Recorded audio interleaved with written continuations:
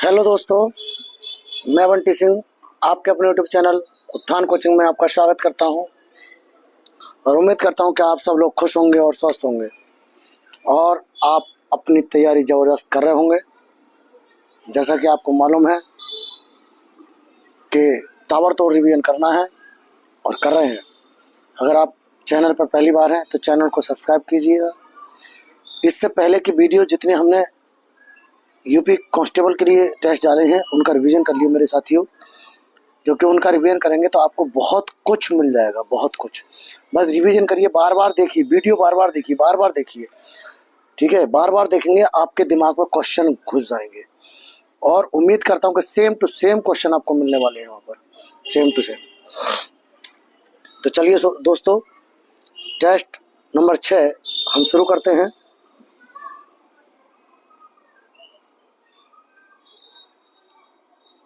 पहला क्वेश्चन है इनमें से कौन सा शब्द तत्सम है।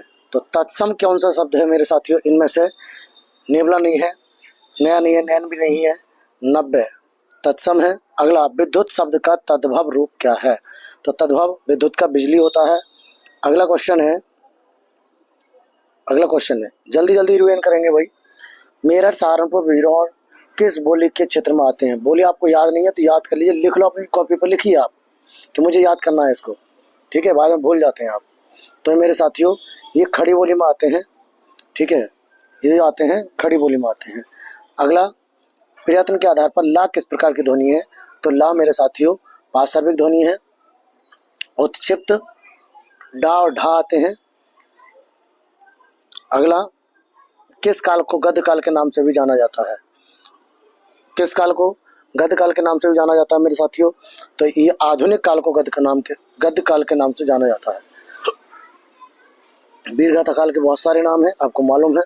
चलिए अगला क्वेश्चन है, निम्नलिखित में से कौन सा शब्द तिमिर का पर्यायवाची है? तो तिमिर का पर्यायवाची अंधकार है। तिमिर का पर्यायवाची अंधकार है। अगला क्वेश्चन है, अतिवृष्टि का विलोम दिए गए विकल्पों में से कौन सा है? तो इसका आंसर अनावृष्टि होता है, आपको मालूम है, ठीक है। अनावृष्टि, अतिवृष्टि का अनावृष्टि होता है। किस शब्द का अर्थ सूर्य, पंडित, अंधा, सूरवीर आदि होता है? तो मेरे साथियों भानु और भास्कर ये केवल सूर्य के होते हैं, पंडित के, अंधा, सूरवीर के नहीं होते। तो ये सूर माने जो होता है, सूर माने सूर्य भी होता है, पंडित भी होता है, अंधा भी होता है और सूरवीर भी होता है, ठीक। चलिए अगला क्वेश्चन करेंगे, जिसका विभाजन नहीं किया जा सके उसके लिए इनमें से उपयुक्त शब्द क्या होगा? तो जिसका विभाजन ना किया जा सके, या तो अखंडनीय होना चाहिए था या फिर अविभाज्य। तो अविभाज्य आपका आंसर है, ऑप्शन नंबर ए। अगला क्वेश्चन है, मेरे को बाजार जाना है। तो मेरे को नहीं हो, मुझको बाजार जाना है। तो गलती कहाँ है मेरे साथियों? मेरे में गलती है, मतलब सर्वनाम में गलती है। तो सर्वनाम के बारे में बात करना है, ठीक। अगला क्वेश्चन है, सही वर्तनी वाला शब्द कौन सा है? सही वर्तनी वाला शब्द कौन सा है? तो सही वर्तनी आविष्कार लिखा जाता है इस प्रकार से, ऑप्शन नंबर डी। अगला क्वेश्चन है, दिए गए चारों विकल्पों में से कौन सा शब्द पुल्लिंग है? तो शोभा स्त्रीलिंग है, मिर्ची स्त्रीलिंग है, जीरा पुल्लिंग है, ऑप्शन नंबर सी। अगला, मामा का बहुवचन बताएं। तो मामा का बहुवचन मामा होता है। अगला क्वेश्चन है मेरे साथियों, वह पब्लिक के हाथों मारा गया, इसमें कौन सा कारक है? वह पब्लिक के हाथों से मारा गया, मतलब करण कारक है, ऑप्शन नंबर डी। कारक तैयार कर लीजिएगा। परिवार संज्ञा का कौन सा प्रकार है? तो परिवार एक समूहवाचक संज्ञा है, ऑप्शन नंबर सी, ठीक। अगले क्वेश्चन पे बात करते हैं, क्वेश्चन नंबर 16। क्वेश्चन नंबर 16 आपका कहता है, ये गाय अधिक दूध देती है। वाक्य में अधिक विशेषण किसकी विशेषता बता रहा है? तो अधिक किसके बारे में कह रहा है? दूध के बारे में कह रहा है, तो दूध की विशेषता बता रहा है, ऑप्शन नंबर बी। अगला क्वेश्चन, मोहन पिताजी को पत्र लिख रहा है। इस वाक्य में क्रिया का भेद प्रयुक्त हुआ है।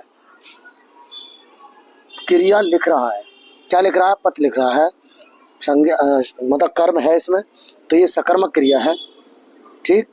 अगला क्वेश्चन बात करते हैं, संभवतः वह लिखता हो। इस वाक्य में काल कौन सा है? मैंने आपको काल बताया, काल सारे तैयार कर लीजिए। तो काल पूर्ण वर्तमान नहीं है, वर्तमान नहीं है ये, ठीक है। संभाव्य सामान्य वर्तमान भी नहीं है, अपूर्ण वर्तमान भी नहीं है, ये संभावना दर्शाई जा रही है, तो संभाव्य वर्तमान हो गया मेरे साथियों। अगला क्वेश्चन, इनमें से किस वाक्य में कर्मवाच्य है? तो कर्मवाच्य कौन सा होता है? या तो जिसमें द्वारा दे रखा हो, है ना, तो द्वारा दे रखा है, एक ही वाक्य में दे रखा है, ऑप्शन नंबर सी। अगर आप हमसे हिंदी पढ़े हैं तो आपका एक भी क्वेश्चन नहीं कटेगा, ठीक है। एक आध की बात अलग बात है, लेकिन मैक्सिमम आप कर जाएंगे।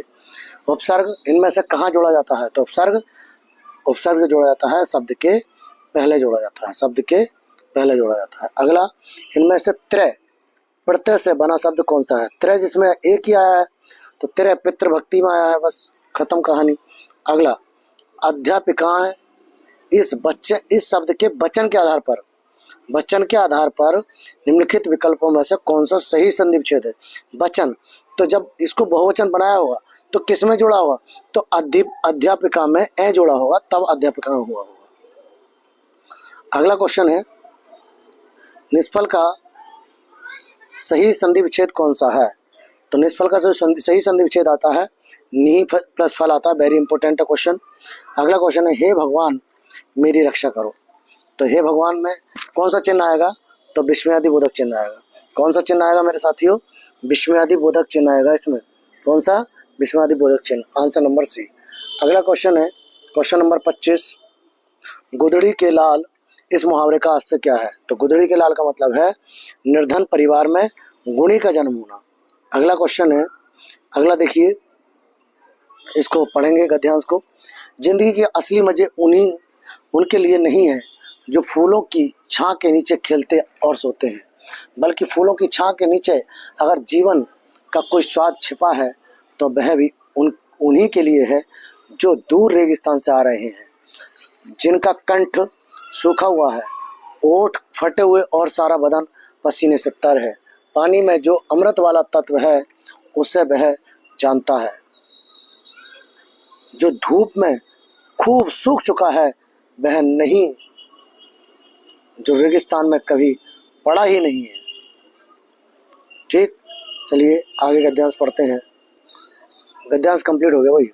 चलिए क्वेश्चन नंबर 26, उपर्युक्त गद्यांश में अमृत वाला तत्व क्या तात्पर्य है?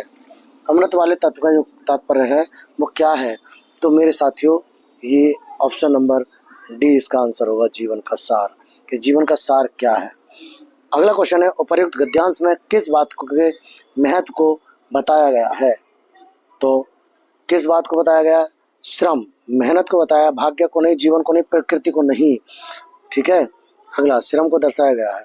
अगला क्वेश्चन है, उपर्युक्त गद्यांश के अनुसार जो धूप में खूब सूख चुका है वाक्य से क्या अभिप्राय है?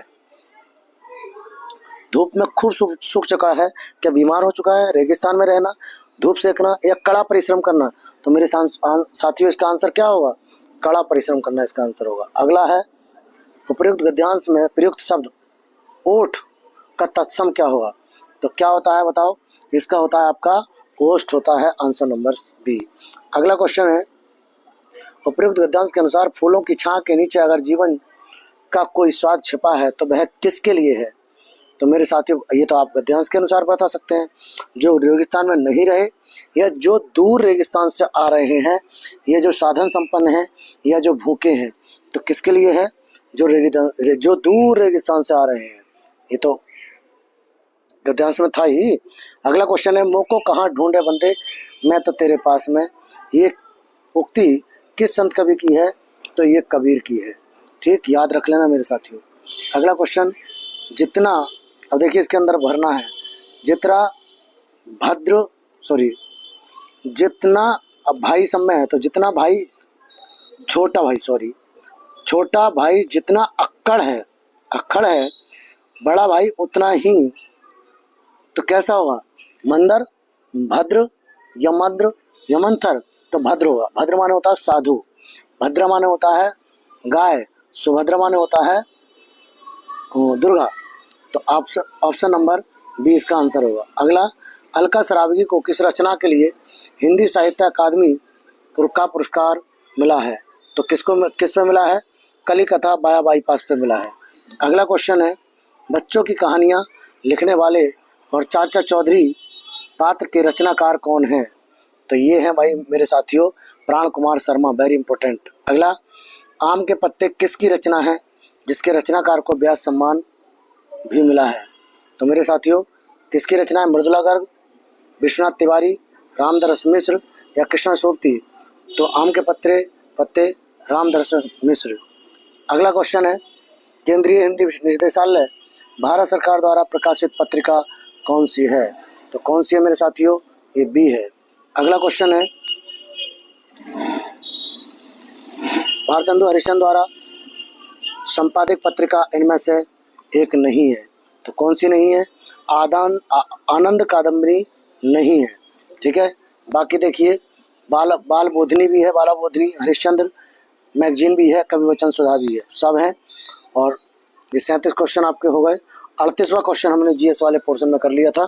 ठीक है, तो उम्मीद करता हूँ दोस्तों आपका रिवीजन अच्छा चल रहा होगा। अगर अच्छा चल रहा है तो वीडियो को लाइक कीजिए, चैनल पर पहली बार है तो चैनल को सब्सक्राइब कीजिए। चलिए मिलते हैं नेक्स्ट वीडियो में। जय हिंद, जय भारत।